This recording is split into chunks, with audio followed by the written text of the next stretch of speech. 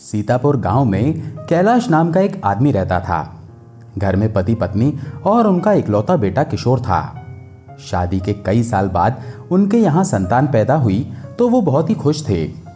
किशोर को बड़े ही लाड़ प्यार से पाल पोसकर बड़ा किया और पढ़ाई करने के लिए उसे शहर भेजा गया। बेटा भी होनहार था और पढ़ाई में हमेशा ही आगे रहता था। समय बीतता गया और किशोर पढ़ लिखकर एक डॉक्टर बन गया और शहर के एक बड़े अस्पताल में काम करने लगा। अब कैलाश जी की आयु 80 वर्ष की हो चुकी थी और उनकी पत्नी की मृत्यु हुए कई साल बीत गए थे। उनका पुत्र किशोर जो शहर में डॉक्टर था, वो एक बड़े अस्पताल में नौकरी कर रहा था। किशोर की पत्नी भी एक डॉक्टर थी। दोनों का एक बेटा यानी कैलाश जी का पोता था, गोपाल। कैलाश जी अक्सर गांव से शहर आया करते और कुछ दिनों के लिए अपने बेटे के पास रहते। जब उनकी पत्नी जीवित थी तो वो उनके साथ शहर आते थे और पत्नी के देहांत होने पर भी वो आज बेटे को मिलने के लिए शहर पहुंचे थे। वो स्टेशन के बाहर बेटे की प्रतीक्षा कर रहे थे। तभी बेटे को देखकर उनका मन खुश हो गया। बेटा उनका सामान लेकर चल पड़ा। बेटे ने उन्हें सहारा देना चाहा, परंतु कैलाश जी को किसी सहारे की जरूरत नहीं थी। वो बोले, चलो मैं आ रहा हूं। वो दोनों गाड़ी का इंतजार करने लगे। गाड़ी के पास आते ही ड्राइवर ने उनका बैग हाथ से ले लिया और गाड़ी में रख दिया। किशोर ने पिता से कहा, बाबूजी आप गाड़ी में बैठिए, मैं अस्पताल से आधे घंटे में लौट कर आता हूँ। कुछ मरीजों को देखना जरूरी है। कैलाश जी ने पूछा, और तुम कैसे आओगे? किशोर ने कहा, अस्पताल की गाड़ी है, आप चलिए मैं आता हूँ, जल्दी ही लौट आऊँगा। आपकी बहू भी आज देर से आएगी, उसे एक ऑपरेशन करना है। पिता से ये बात कहकर किशोर ने ड्राइवर से गाड़ी बढ़ाने का इशारा किया। गाड़ी चल पड़ी। कैलाश जी के मन में ख्याल आया कि उन्होंने बाल बच्चों का तो कुशल मंगल पूछा ही नहीं। उनका पोता गोपाल अब यहीं पर है या कहीं और चला गया? कैलाश जी ने सोचा, नहीं वो पुणे में ही होगा। कहीं और गया होता तो बेटा जरूर बतलाता। छोटी बहू यानी पौत्र वधू को गोपाल के विवाह के अवसर पर ही देखा था, उसके बाद उसे कहां देख सके। किशोर तो अब खुद भी गांव कहां जाता है जो उसको लेकर आएगा। गोपाल ऐसे पब्लिक स्कूल में पढ़ा कि हमेशा परिवार में एक रुई की तरह उड़ता रहा। यही सब सोचते हुए कैलाश जी बेटे के घर पहुंचे। नहा धोकर वो कमरे से बाहर आए। सामने एक निगाह डाली तो देखा कि आगे बगीचे में एक आया अत्यंत सुंदर बच्चे के साथ टहल रही थी। उनके मन में यह सवाल आया कि यह बच्चा किसका है।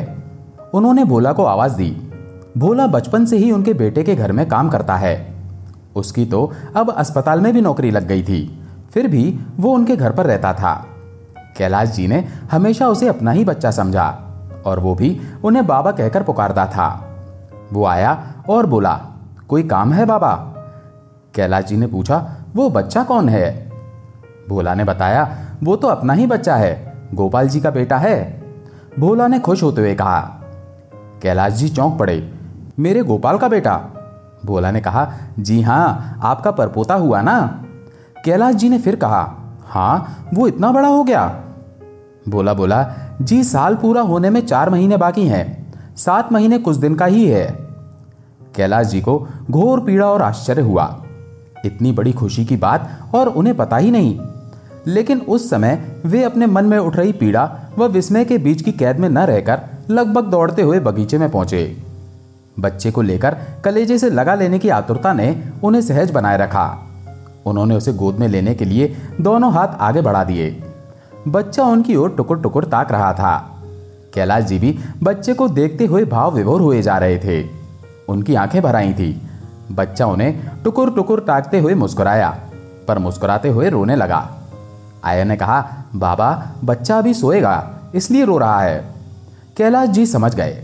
उन्हें लगा कि बच्चा अब सोना चाहता है, इसीलिए उन्होंने अपने भावों पर नियंत्रण किया और आया से बोले, हाँ इसे सुला दो, आखिर कितनी देर सोएगा बच्चू? जाएगा तो जाएगा कहाँ? ऐसा कैसे हो सकता है कि अपने परदादा की गोद में ना खेले? आया बच्चे को लेकर कमरे में चली गई। कैलाश जी जब वापस अपने कमरे में आए जिसमें वो ठहरे थे तो उनके मन में पैदा हुआ घाव फिर से टीस देने लगा। इतनी बड़ी खुशी का समाचार बेटे ने उन्हें बताया ही नहीं। उन्होंने भोला की तरफ देखा और पूछा, भोला ये गोपाल यहाँ पर आया है, ये बात बेटे ने उन्हें बताई क्यों नहीं? भोला ने कहा, भूल गए होंगे, वो लोग मुंबई में 1 सप्ताह से हैं, पर यहाँ नहीं, होटल में ठहरे हैं। होटल में? हाँ बाबा, बड़े लोगों के लिए क्या घर क्या होटल। सुना है कि पति पत्नी की कुल तनख्वाह 2 लाख रुपए प्रति महीना है। और ये आया, ये भी होटल में बच्चे को लेकर रहती थी। एक दिन अपनी मैडम ने गोपाल जी और छोटी मैडम को डिनर पर बुलाया था। वे लोग आए थे। आज सवेरे कार से आया और बच्चे को दे गए। पता नहीं आगे का उनका क्या कार्यक्रम था। भोला ने उन्हें ऐसी बात बताई जिसे वो पचा नहीं पा रहे थे। कैलाश जी आंखें मूंद कर लेटे रहे। पत्नी की याद आई, फिर माता पिता की याद आई, और याद आए जीवन के बीते पल, राग और अनुराग। याद आया किशोर का जन्म, और फिर वो बोले, ओह क्या हो गया समय को। कैलाश जी के मन में ये सारी बातें लहरों की तरह चपल हो उठी। उन लहरों के साथ वे खुद को निरीह महसूस कर रहे थे। उन्हें अपने बेटे पर क्रोध आया, बहू पर आया और पोते गोपाल पर भी। फिर उनके मन में यह विचार आया कि गोपाल पर क्रोध करने का कोई औचित्य ही नहीं है। बेटे ने उन्हें यह समाचार क्यों नहीं दिया? बहू ये बात मुझसे क्यों छिपा गई? गोपाल भी ये बात मुझसे कह सकता था, पर वो क्यों कहेगा? तभी किशोर कमरे में आया। बाबूजी। हाँ। कैलाश जी उठकर बैठ गए। पिता के चेहरे पर दर्द के भाव देखकर किशोर ने उनसे पूछा, कोई कष्ट हो रहा है आपको? बड़े ही धीमे स्वर में वो बोले, बहुत कुछ हुआ। उनकी आंखों से आंसू छलक आए। किशोर ने पूछा, आप रो क्यों रहे हैं? पिता को रोते हुए देखकर किशोर हैरान रह गया। कैलाश जी ने कहा, क्यों रो रहा हूं? गोपाल के बेटा हुआ और मुझे खबर भी नहीं। किशोर ने कहा, ओहो, बात ये हुई कि ज्योतिषी जी ने किसी को बताने से मना किया था। कैलाश जी ने चौंकते हुए कहा, ज्योतिषी? बेटा ये तुम क्या कह रहे हो? किशोर ने कहा, बाबूजी, जब ज्योतिष ने ये बात कही है तो कुछ न कुछ बात तो होगी, इसलिए किसी से नहीं कहा गया। कैलाश जी बोले, बेटा तुम डॉक्टर हो, विज्ञान पढ़े हो, और तुम्हारी ऐसी सोच ठीक है? लोग ठीक ही कहते हैं, ये व्यापार योग हो गया है। किशोर ने कहा, बाबूजी आप इस बात को ऐसे क्यों ले रहे हैं? कैलाश जी ने पूछा, तुम इसे इतनी हल्की बात समझ रहे हो? ज्योतिष के मना करने के बाद भी तुम्हें सूचना दी गई, परंतु क्या ज्योतिषी ने सिर्फ मुझे बताने से ही मना किया था? बाबूजी आप सचमुच बहुत ज्यादा सोच रहे हो। आप किसी बात को इस रूप में मत लीजिए। यह कहते हुए किशोर वहां से चला गया। कैलाश जी ने बेटे को जाते हुए देखा तो वो लेट गए और उन्होंने आंखें मूंद लीं। 2 विपरीत प्रभाव, आक्रोश और आनंद मन में मथ रहे थे। परपोते को देखने का आनंद पर आनंद आक्रोश से गिरा था। थोड़ी देर बाद भोला ने खाना परोस दिया और उन्हें आवाज लगाई, बाबा खाना खा लीजिए। कैलाश जी ने आंखें खोली और भोला की तरफ देखा। उन्होंने एक बार तो सोचा कि खाने के लिए मना कर दें, पर ऐसा न करके उन्होंने पूछा, किशोर ने खाना खा लिया? भोला ने कहा, साहब खाना खाकर सो गए। भोला जैसे उनके हृदय का मर्म समझ गया था। ओह, कैलाश जी इससे अधिक नहीं बोले। उन्हें याद आया कि जब वो पत्नी के साथ आते थे तो उनका बेटा सारे काम छोड़कर उनके साथ ही खाना खाता था। पत्नी और बहू बैठी रहती थी। ये दोनों पिता पुत्र साथ खाना खाते रहते थे, बातें चलती रहती थी। उस आनंद को याद कर कैलाश जी ने सोचा, ये तो उनकी पत्नी की ही व्यवहार कुशलता थी। उसके मरने के बाद ना जाने कितनी बार वो आए, पर अब वो बात कहाँ है? यही सोचते हुए उन्होंने खाना खाया और हाथ धोए, बिस्तर पर लेट गए। शाम को उनकी नींद टूटी। वे मन ही मन हंसे भी। कारण ये था कि थोड़ी देर पहले ही वो नींद में अपने परपोते के साथ खेल रहे थे। उन्हें इस बात पर क्रोध आ रहा था कि वो गोपाल के बेटे का नाम नहीं पूछ पाए। बच्चे को दुलार करने के लिए उनके मन में ममता की तरंगें उठने लगीं। उन्होंने भोला को आवाज दी। हाँ बाबा, कहते हुए भोला उनके पास आकर खड़ा हो गया। कैलाश जी ने कहा, सुनो, मेरे परपोते को ले आओ, अब उस गुड्डे के साथ थोड़ी देर खेलूंगा। भोला ने बताया, बाबा वे लोग तो पुणे चले गए। कब? थोड़ी देर पहले ही गोपाल और छोटी मैडम आई थी। थोड़ी देर रहे और फिर चले गए। और किशोर? साहब अस्पताल और मैडम सोई हुई हैं। कैलाश जी थोड़ी देर गंभीर मुद्रा में बैठे रहे। उनके मन में ख्याल आया, पहाड़ से अलग अलग नदियां निकलती हैं, सबकी अपनी अपनी धाराएं होती हैं। जैसा रास्ता वैसी ही नदी की रफ्तार। तो क्या वो कोई पहाड़ हैं? वो तो नदी की धारा है। मनुष्य पहाड़ हो सकता है भला? ये सब सोचते हुए उन्होंने भोला की तरफ देखा। आज उन्होंने भोला से जुड़ाव और नजदीकी को अनुभव किया। उन्होंने सोचा कि केवल भोला ही है जो उनकी बात समझ रहा है। उन्होंने उससे पूछा, भोला, तुम्हारे बच्चे कितने बड़े हैं? एक 3 साल का बेटा और दूसरी 1 साल की बच्ची है। कैलाश जी के मन में स्नेह की तरंगें उठने लगी। उन्होंने पूछा, भोला, तुम्हारा घर यहां से कितनी दूर है? भोला ने जवाब दिया, 20 मिनट का रास्ता है। कैलाश जी ने कहा, चलो मुझे अपने यहां पहुंचा दो। मेरी इच्छा बच्चों के साथ खेलने की हो रही है। मैं भी तो उनका बाबा हूं ना। भोला ने कहा, बाबा, अगर कल चलें तो? कैलाश जी बोले, नहीं, कल मैं गांव लौट जाऊंगा। तो चलिए। भोला की खुशी का ठिकाना नहीं था। वे सीधा भोला के घर पहुंचे और बहुत देर तक बच्चों के साथ खेलते रहे। ऐसा लगता था मानो वो खुद भी बच्चे हो गए हों। देर शाम तक वो अपने बेटे के घर वापस आए। अगले ही दिन सुबह जब बेटा बहू अपने अपने काम पर चले गए तो कैलाश जी चुपचाप गांव वापस लौट गए।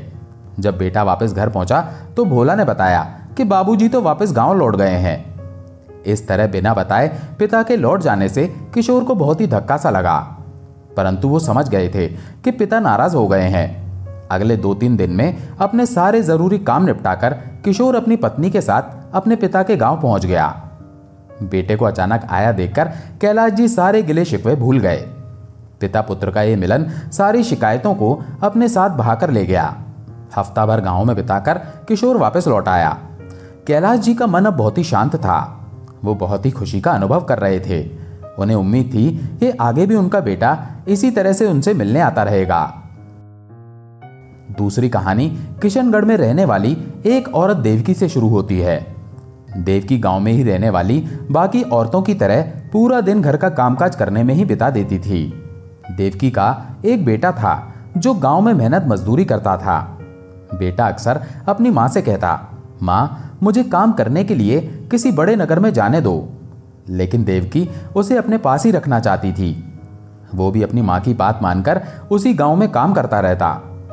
देवकी की आदत थी कि वो रोज जब भी खाना बनाती तो 1 रोटी ज्यादा बनाती थी और उस रोटी को अपने घर की खिड़की पर रख देती थी।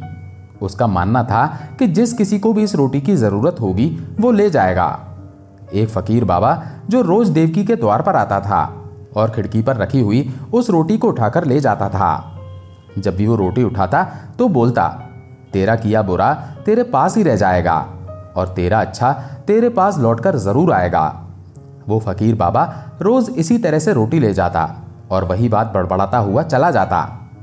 देवकी उसकी कही बात पर कोई ध्यान नहीं देती थी। इसी तरह से दिन बीत रहे थे। एक दिन देवकी के बेटे ने बड़े नगर जाकर धन कमाने की अपनी बात फिर से दोहराई तो देवकी ने उसे साफ मना कर दिया। परंतु आज उसका बेटा ठान कर बैठा था कि वो बड़े नगर जरूर जाएगा। उसने कहा, माँ, मुझे जाने दे, तभी तो हम इस गरीबी भरी जिंदगी से बाहर निकल पाएंगे। बेटे की जिद के आगे देवकी को मानना ही पड़ा। वो अपने बेटे को बड़े नगर भेजने के लिए तैयार हो गई। अगली सुबह उसका बेटा बड़े नगर की तरफ रवाना हो गया। अब देवकी घर पर अकेली ही थी। वो रोज की तरह अपने काम करती और 1 रोटी बनाकर खिड़की पर रख देती। उसे अपने बेटे की बहुत याद आती थी। इधर रोज वो फकीर बाबा आता, रोटी उठाता और बोलता, तेरा किया बुरा तेरे पास ही रह जाएगा और तेरा अच्छा लौटकर तेरे पास जरूर आएगा। जब देवकी ने उसकी बात को ध्यान से सुना तो उसे ये बात कुछ अटपटी सी लगी। उसने सोचा कि ये फकीर रोज मुझसे रोटी लेकर जाता है, परंतु बदले में मेरे लिए कुछ अच्छा नहीं बोलता। कभी उसने मुझे कोई धन्यवाद नहीं दिया और ना ही कभी मुझे कोई दुआ या आशीर्वाद दिया, बल्कि ये अटपटी सी बात कहकर चला जाता है जिस बात का कोई सिर पैर ही नहीं है। अगले कुछ दिनों तक यह सिलसिला चलता रहा। अब देवकी को उस फकीर की बात से चिढ़ होने लगी थी। एक दिन वो उस फकीर से इतना चिढ़ गई कि उसने सोचा कि इस बाबा से तो छुटकारा पाना ही होगा। उसके मन में खूब गुस्सा भरा हुआ था। गुस्से गुस्से में देवकी ने एक जहर वाली रोटी तैयार कर दी और वो जहर मिली रोटी उसने खिड़की पर रख दी। अभी उसने रोटी को खिड़की पर रखा ही था कि तभी उसके अंदर से एक आवाज आई कि ये मैं क्या कर रही हूं, मैं किसी की जान ले रही हूं। उसने तुरंत वो जहर वाली रोटी खिड़की से उठा ली और एक अच्छी साफ सुथरी रोटी वहां पर रख दी। थोड़ी देर बाद वो फकीर बाबा रोज की तरह आए और खिड़की से रोटी उठाई और फिर से वही बात बोली कि तेरा किया हुआ बुरा तेरे पास ही रह जाएगा और तेरा अच्छा लौट कर तेरे पास जरूर आएगा। देवकी के कानों में यह बात पड़ी, लेकिन उसने अनसुना कर दिया और अंदर चली गई। अंदर आकर वो अपने बेटे को याद करने लगी। उसे घर से गए हुए अभी कुछ ही दिन हुए थे। न उसकी कोई खबर आई और न ही ये पता चला कि वो कहाँ है, किस हाल में है। तभी अचानक उसे अपने घर के दरवाजे पर खटखटाने की आवाज सुनाई दी। कोई बहुत तेजी से दरवाजा खटखटा रहा था। उसने दरवाजा खोला तो देखा सामने उसका बेटा खड़ा था। वो बहुत खुश हो गई। उसने अपने बेटे को अंदर बुलाया और बिठा लिया, लेकिन उसकी हालत देखकर वो घबरा सी गई। उसके बेटे के कपड़े एकदम मैले कुचैले थे। वो थका हारा सा लग रहा था। उसका चेहरा ऐसा हो गया था मानो कई दिनों से उसने खाना न खाया हो। देवकी ने कहा, बेटा, अभी तो कुछ दिन पहले ही तू बड़े नगर की तरफ कुछ कामकाज करने के लिए घर से निकला था, लेकिन तेरी ये हालत कैसे हो गई?